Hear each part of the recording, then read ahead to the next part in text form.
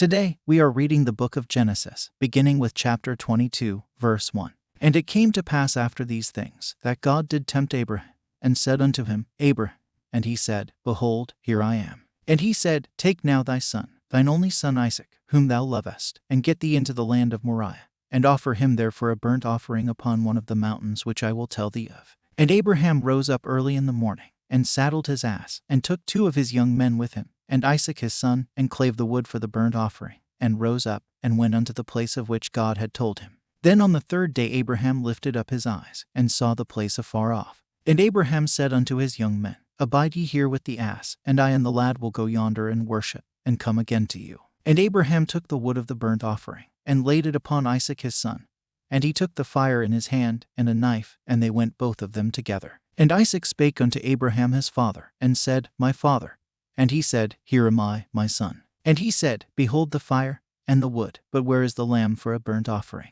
And Abraham said, My son, God will provide himself a lamb for a burnt offering. So they went both of them together. And they came to the place which God had told him. And Abraham built an altar there, and laid the wood in order, and bound Isaac his son, and laid him on the altar upon the wood. And Abraham stretched forth his hand, and took the knife to slay his son. And the angel of the Lord called unto him out of heaven, and said, Abraham, Abraham. And he said, Here am I.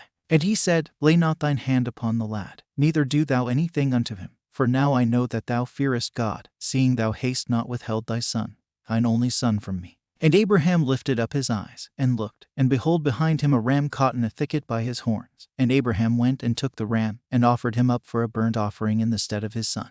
And Abraham called the name of that place Jehovah-Jireh, as it is said to this day, In the mount of the Lord it shall be seen. And the angel of the Lord called unto Abraham out of heaven the 2nd time, and said, By myself have I sworn, saith the Lord, for because thou hast done this thing, and hast not withheld thy son, thine only son, that in blessing I will bless thee, and in multiplying I will multiply thy seed as the stars of the heaven, and as the sand which is upon the seashore, and thy seed shall possess the gate of his enemies. And in thy seed shall all the nations of the earth be blessed, because thou hast obeyed my voice. So Abraham returned unto his young men, and they rose up and went together to Beersheba.